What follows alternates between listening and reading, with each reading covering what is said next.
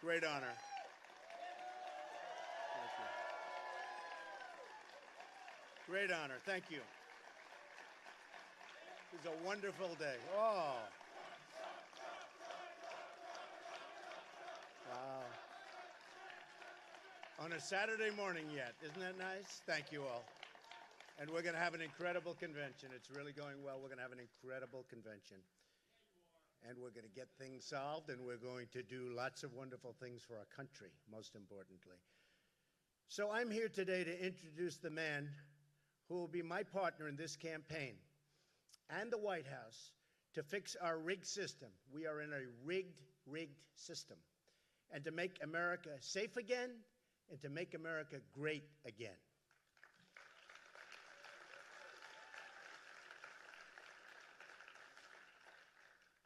I want to also address the Islamic terror attack in France.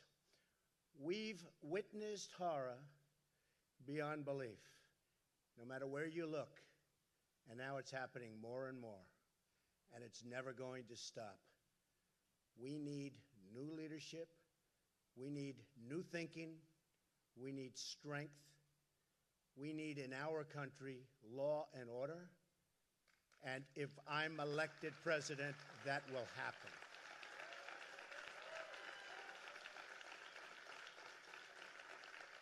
I want to express our unyielding support for the people of France, and we mourn their loss as a nation. And as far as Turkey is concerned, so many friends in Turkey, great people, amazing people. We wish them well. It looks like they're resolving the difficulty, but we wish them well. A lot of anguish last night, but hopefully it'll all work out. Now, as hopefully the next president of the United States, I want to refer back to what's happened over the years. The Middle East today is more unstable than ever before. Never been like this, out of control. After 4 years of Clinton, who really led the way, and led Obama down a horrible path, because I don't even think he could have made these decisions so badly. She led him right down a horrible path. He didn't know what he was doing. Iraq, Syria, all into chaos. And Iran is on a path to nuclear weapons. And on top of that, we gave them back $150 billion, and we didn't get our hostages until the end. Now we're seeing unrest in Turkey, a further demonstration of the failures of Obama-Clinton. You just have to look. Every single thing they touched has turned to horrible, horrible, death-defying problems. We also need to bring back, in this country, because we see what happened, our industry, our manufacturing, our jobs. They've been taken away like we're babies. Taken away. And we're going to bring them back.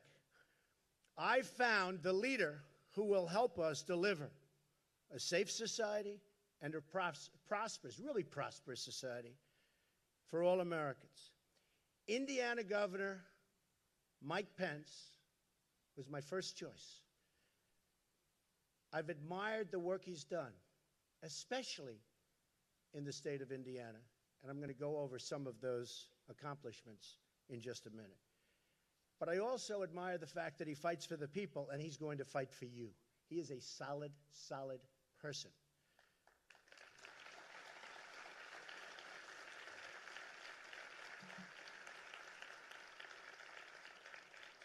Governor Pence served Indiana with distinction in Congress. He rose to leadership and served as the chairman of the entire House Republican Conference. Number one.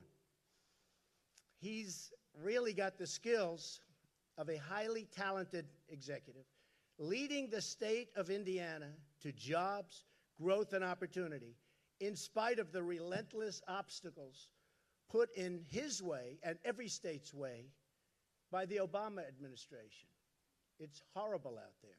High taxes and regulations, and it's out of control. Mike Pence is a man of honor, character, and honesty. We know that. Hillary Clinton is the embodiment of corruption. She's a corrupt person. what she's done with her emails, what she's done with so many things. And I see the ads up all the time, the ads. She's totally bought and paid for by Wall Street, the special interests, the lobbyists, 100%. She's crooked Hillary.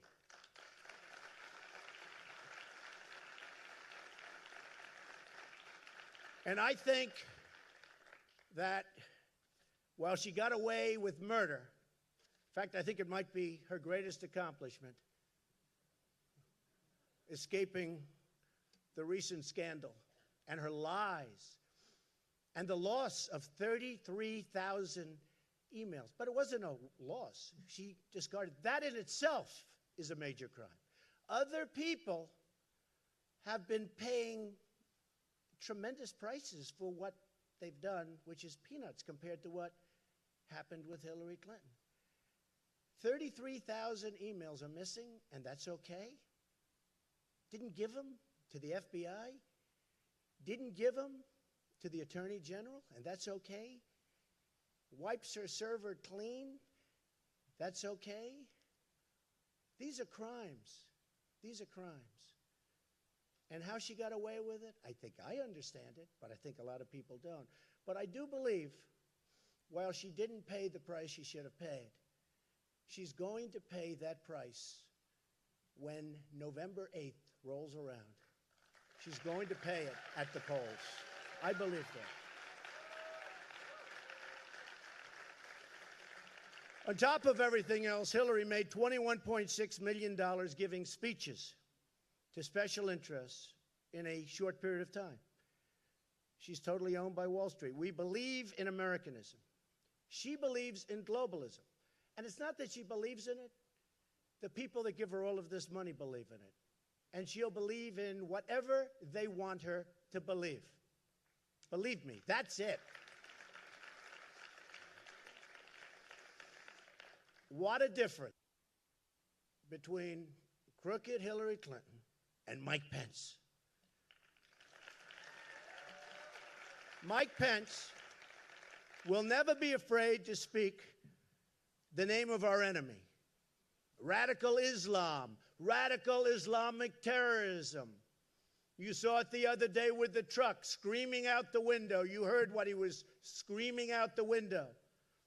You saw it in San Bernardino. You saw it at the World Trade Center. You saw it in Orlando. How horrible was that? You saw it in Paris. You see it all over. And Hillary is a weak person. We are the law and order candidates. And we're the law and order party.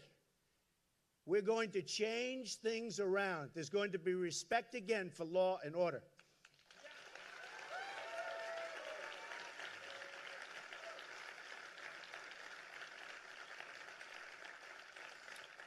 Hillary Clinton's foreign policy helped launch ISIS. You know, she's talking. I see the ads she puts on. If I make one statement, which is fine, she'll take that statement and put on a totally dishonest ad, because she's got a lot of money. Because it's given to her by the lobbyists and by the special interests. She's got a lot of money. But I see the ads on foreign policy. She's talking about Donald Trump doesn't have foreign policy experience. Of course not. I've been a very, very, very successful business person. I mean, but if you look at my calls, I said, don't go into Iraq. Nobody cared because I was a business person. I was a civilian. Take the oil. Many, many calls I've made. You take a look. I said that in Scotland and in the UK that was going to happen. I was the one that predicted it. And everybody said, he's wrong, he's wrong.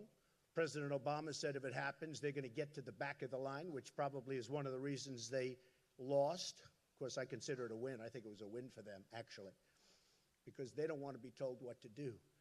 And they don't want to be told that when people pour into the country, they have to take them even if they're not qualified, even if they don't have paperwork, even if they have no idea where they come from. And I said that Brexit's going to happen. I said that they are going to break away. And everybody laughed at me. And the odds were 20%.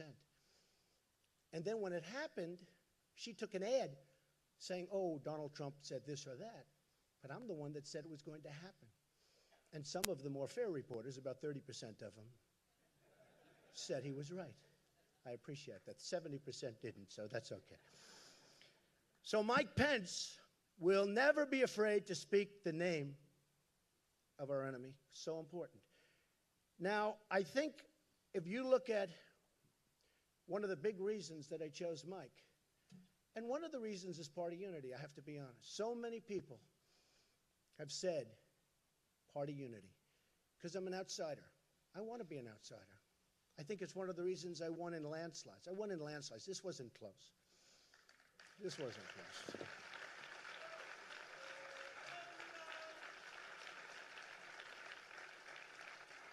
No, this wasn't close. This was in the history of the Republican Party, history, with 17 people running. You have to understand. Other people ran against 1, 2, and 3. With 17, we got, I say we because I'm the messenger. I'm a messenger. I'm doing a good job, but I'm a messenger. We got almost 14 million votes. That's more than any other person in the history of the Republican Party in the primary system running for president. And think of it. That's more than Ronald Reagan, who we love. That's more than Richard Nixon. It's more than Dwight D. Eisenhower. You know, he won the Second World War, in all fairness. It's pretty good. It's more than the Bushes. But I mean by a lot. I don't mean by little. But that's with 17 people. People don't oversay that. That means our message is unbelievable. And I want to thank all of the loyal people, because I have such loyal, unbelievable people, and they displayed that just yesterday in Cleveland, where it's going to be so amazing. But they displayed it. It was on display, where we had this group of people, who many of whom I've known, and I won't say, because for party unity, I'll say they're wonderful people, okay? Never Trump, they said. Never Trump, never Trump. Oh, we're going to win. They got crushed, and they got crushed immediately, because people want what we're saying to happen. They're tired of a country that has horrible trade deals, that has no borders, that has taxes that are through the roof, highest taxed nation just about in the world, that has regulations that don't allow you to start a business and destroy your business if you do start. And by the way, speaking of destroying businesses, we're going to take care of the miners, and we're going to take care of the steel workers. We're going to put them back to work. So they're very tired of it. But I want to thank all of those people, that delegates, that were on the different committees, because, boy, was that something. Did we show them something? And unfortunately, the vote was very late. But essentially, we had 112 to 12. This was the vote that was going to put it onto the floor, and we're going to have a big fight. We're not going to have a fight. People agree with they want the wall. They want the borders. They want these things to happen. And what we're doing, that I'm so proud of, and nobody else would even think about doing it. I fought very hard for it. We'll call it the Johnson Amendment, where he took away from the evangelicals. And I want to thank the evangelicals, because without the evangelicals, I could not have won this nomination. The evangelicals have been unbelievable. I dominated with the evangelicals. A lot of people were surprised. They say, he's not perfect. But you know what? They know I'm going to get the job done, and they're really smart. And I said for the evangelicals that we're going to do something that nobody's even tried to do. You have the Johnson Amendment passed by Lyndon Johnson and his group. And he was a powerful president. He knew how to get things done. He got bogged down in a war that was a disaster, and it destroyed him. But he was a powerful president. And we call it the Johnson Amendment, where you are just absolutely shunned if you're evangelical, if you want to talk religion. You lose your tax-exempt status. We put into the platform, we're going to get rid of that horrible Johnson Amendment. And we're going to let evangelicals, we're going to let Christians and Jews and people of religion talk without being afraid to talk. I saw this. I had so many great leaders so many times up to my office. The absolute top evangelical leaders, Christian leaders, Jewish leaders. Believe it or not, some Muslim leaders. People are going to be surprised to hear that. I had the top leaders up to my office. And I said, why is it that you're so powerful as an individual, and yet when you get out there, you're sort of timid? And they didn't know how to answer the question. And it took 2-3 meetings before I figured it out. One great, great gentleman that everybody knows, but whose name I will not reveal, said, Mr. Trump, we live in fear in our churches and our synagogues. We live in fear that we're going to lose our tax-exempt status if we say anything that's even slightly political. And I looked out the window. I was in Trump Tower, and I pointed to people walking down the street. I said, well, they have the right to speak, but you don't. That means they're more powerful than you are. We have to do something about it. How did it start? How did it start? And they said it started because of Lyndon Johnson, and he actually had a problem in Texas with a certain religious leader, and he did this, and he got it done.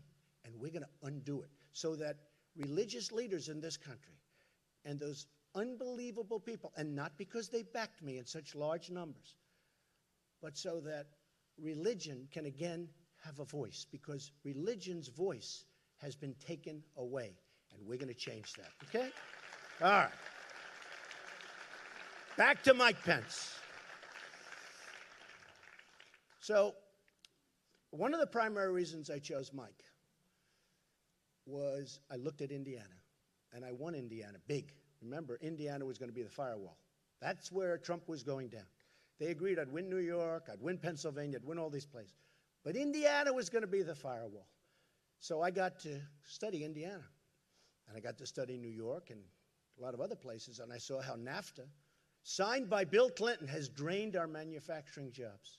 Just drained us like we've never been drained before. NAFTA, again, signed by Bill Clinton.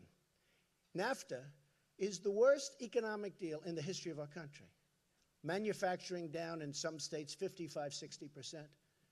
It's a horror show, moving to Mexico, moving to other places. I have a friend who's a great builder. What he builds is plants. That's all he does is build plants. He doesn't build buildings. He builds plants. It's the biggest in the world, from what I hear. I said, how's business? I was with him the other day. How's business? He goes, unbelievable. I said, really? Wow, I'm surprised. Why is it unbelievable? Because I think of him as building in this country. He said, Donald, what we're doing in Mexico, you won't believe. I said, what do you mean? He said, we're building plants in Mexico, the likes of which we've never seen. I said, what about this country? Not much. Not much. That's the expression. He said exactly that. Not much. I said, but Mexico? He said, you've never seen anything like it. It's incredible. Folks, that's going to stop. We're going to go reverse it. We're going to bring our jobs back to this country. We can't be the stupid people anymore. Okay? And he was better than a pollster. He's better than a consultant. I'd say, how are we doing? And you get a big report that costs you millions of dollars. Doesn't cost me millions. Me, I give them $10,000, okay? Costs other people millions. Costs other campaigns millions to get a report. Every time they get a report, it's millions. But I'll tell you what, a guy like this is better than anybody you can hire to do a report. And he said it. He didn't say it from the standpoint of he's upset about it. Just fact. How are we doing? Unbelievable in Mexico. In fact, he actually said, I've never, ever seen anything like it. And if you look, Ford is building massive plants there instead of Michigan. We want them to build them in Michigan. They're going to build them in Michigan. And you know that I know how to do that. So easy. So easy. But they're not going to do, and they're not going to take advantage of us without retribution. There are consequences when you fire thousands of people and move to another country and then think you're going to make your product and sell it in here. There are consequences.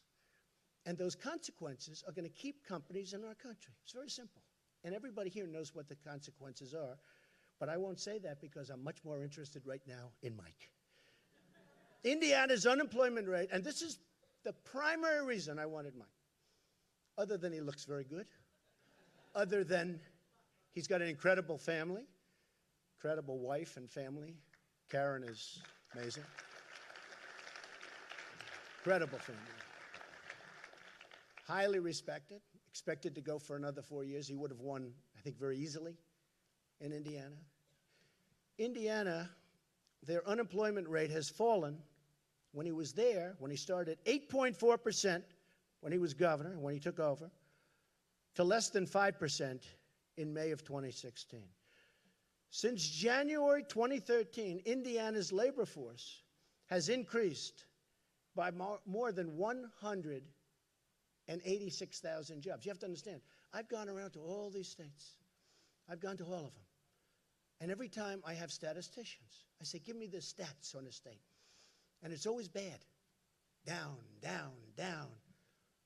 Down 40%, 50%, 60% in some cases. Here's somebody where it's gone up.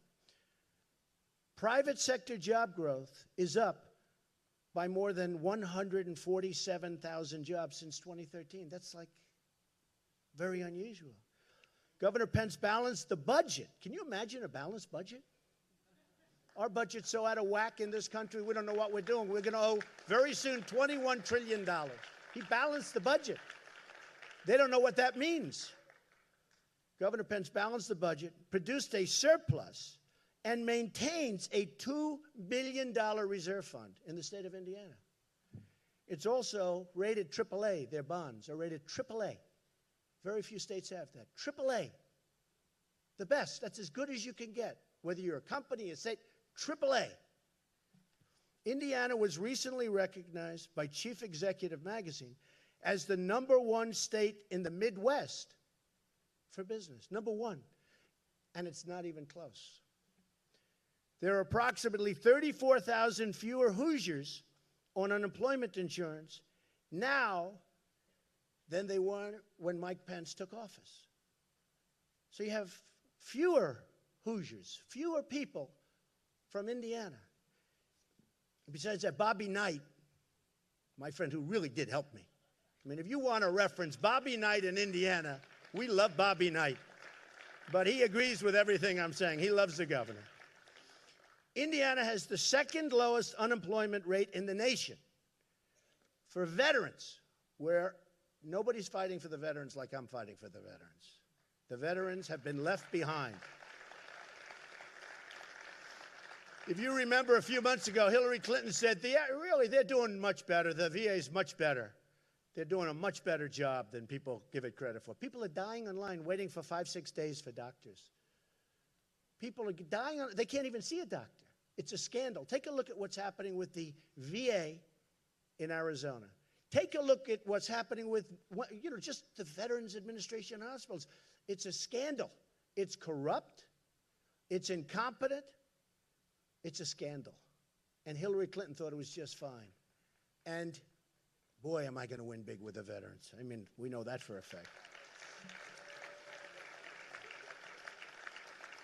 So it's now 2.4% for veterans. In 2013, when Mike Pence took office, the rate for veterans was 6.7. It was 31st in the nation, one of the bad ones. And now it's almost the best. Got them jobs. Got them jobs. Indianapolis is ranked second in top 10 metro areas for young college graduates. That's a great thing. They're going to stay there. That's a great thing. And Mike worked hard on that. He was telling me that was not easy. Under Governor Pence's leadership, Indiana enacted the largest K-12 education funding increase in the state's history. So you're balancing budgets, and yet you're giving more money to education. Isn't that a great thing?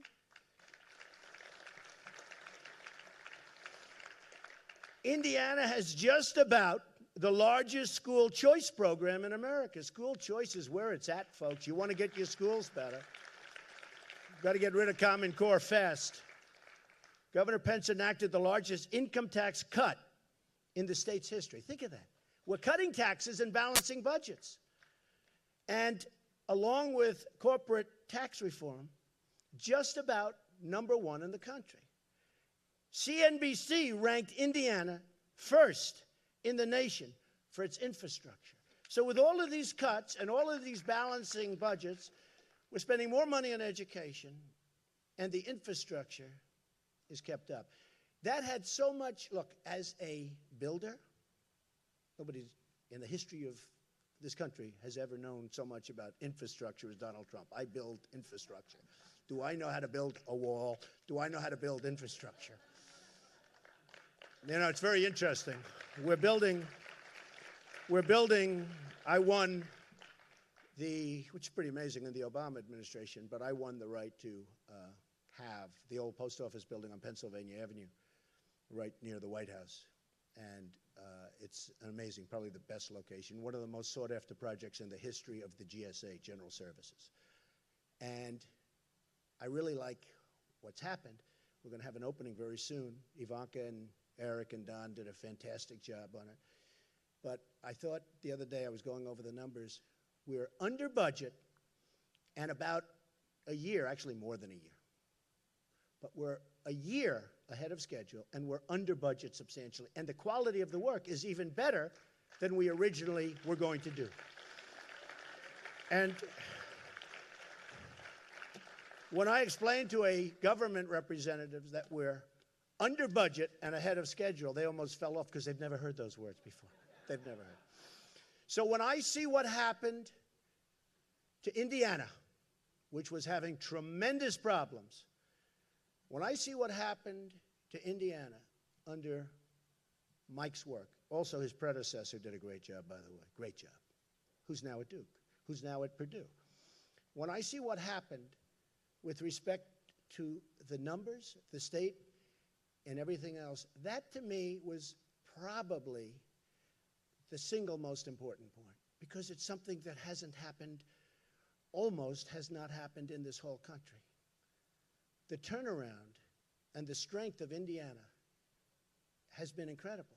And I learned that when I campaigned there. And I learned that when I won that state in a landslide.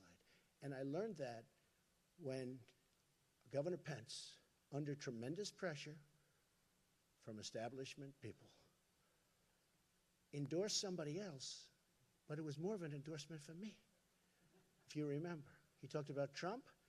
Then he talked about Ted, who's a good guy, by the way, who's going to be speaking at the convention. Ted Cruz, good guy. But he talked about Trump, Ted, then he went back to Trump. I said, who did he endorse? So even though he was under pressure, because I'm so, outside of the establishment, it was the single greatest non-endorsement I've ever had in my life, okay? I will tell you. So with that, I would like to introduce a man who I truly believe will be outstanding in every way and will be the next Vice President of the United States, Governor Mike Pence. Thank you. Thank you, everybody. Thank you.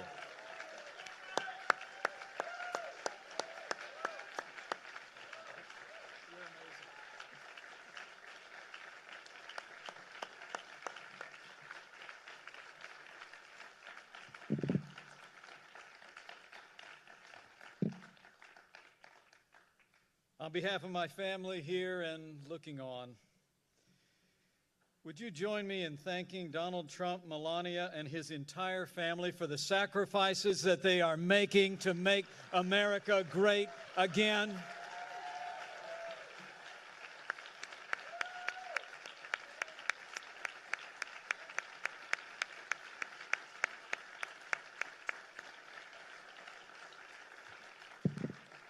And I thank Donald Trump for the confidence you've placed in us. And I accept your invitation to run and serve as Vice President of the United States of America.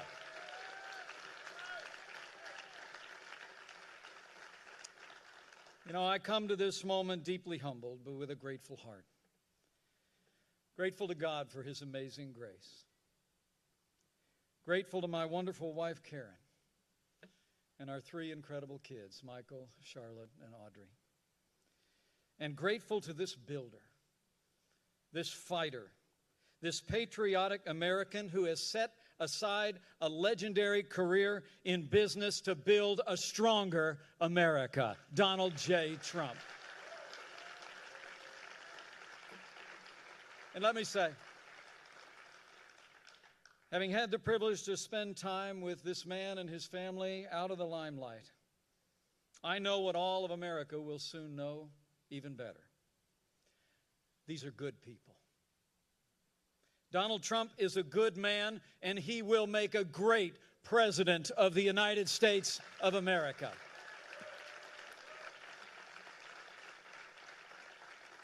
Donald Trump understands the frustrations and the hopes of the American people like no leader since Ronald Reagan.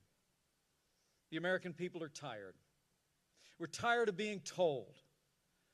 We're tired of being told that this is as good as it gets. We're tired of having politicians in both parties in Washington, D.C. tell us we'll get to those problems tomorrow. And as Ronald Reagan said, we're tired of being told that a little intellectual elite in a far distant capital can plan our lives better for us than we can plan them for ourselves. Donald Trump gets it, and he understands the American people.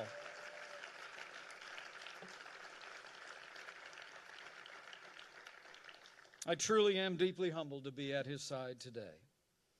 And when I got this call last Wednesday, I could only think of that ancient question. Who am I, O Lord? And who is my family that you have brought us this far? So let me try and answer that question for a few minutes. Now, people who know me well know I'm a pretty basic guy.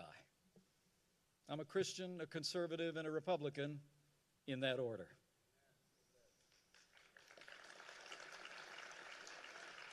Now, while I currently have the privilege of serving the state that I love, I'm really just a small town boy who grew up in southern Indiana with a big family and a cornfield in the backyard. Like Donald Trump, my grandfather immigrated to this country.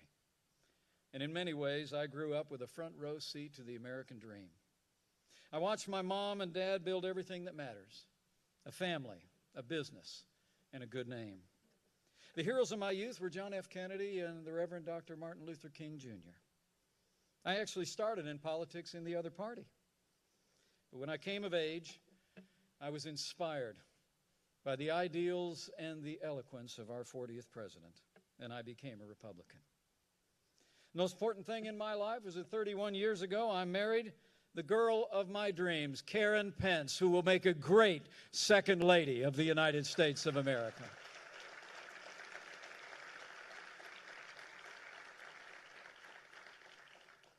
And while this office is an extraordinary office to which to aspire, the highest role I will ever play is D.A.D. And I'm a proud father of a college student, a graduate turned writer, and a United States Marine.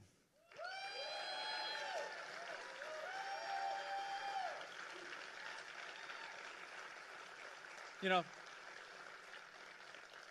my career, I ran for Congress before the Republican Revolution, led by Newt Gingrich in 1994. I wasn't successful.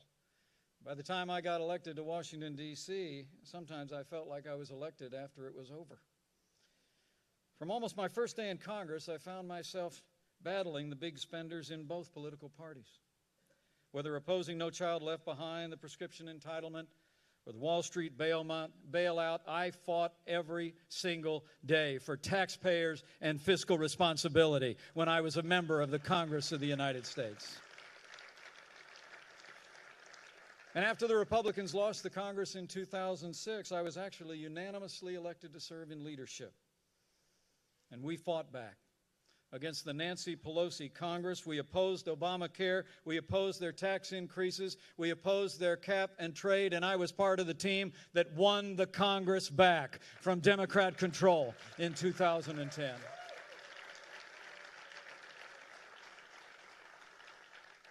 And all that happened before I went back home again to Indiana.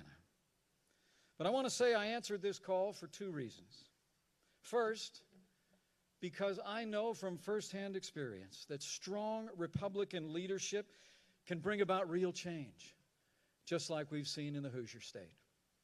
And secondly, because Hillary Clinton must never become President of the United States of America.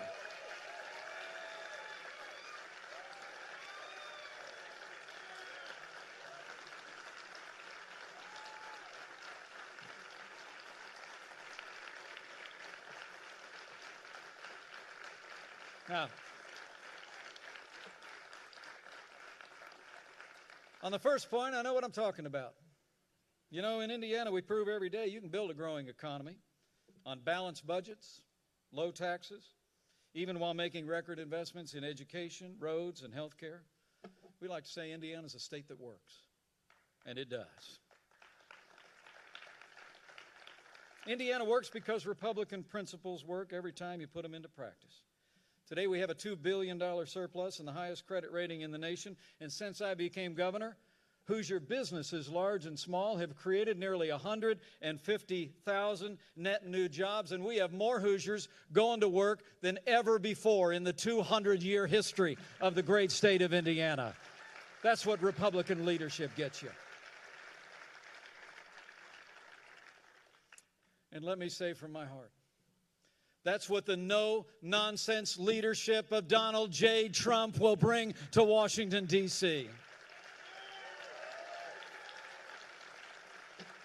But elections are about choices.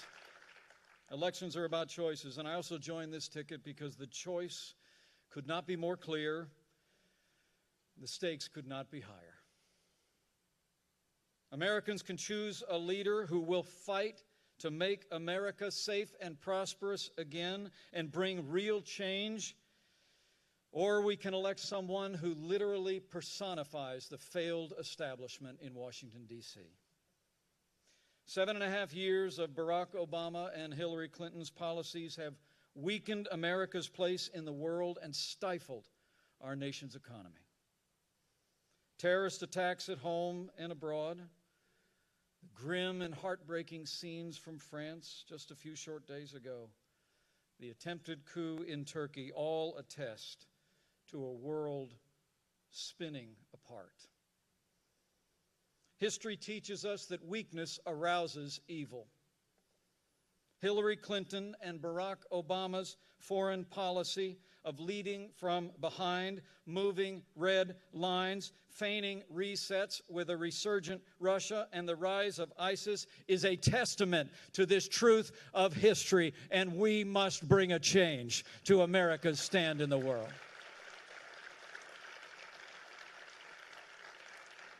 We cannot have 4 more years apologizing to our enemies and abandoning our friends.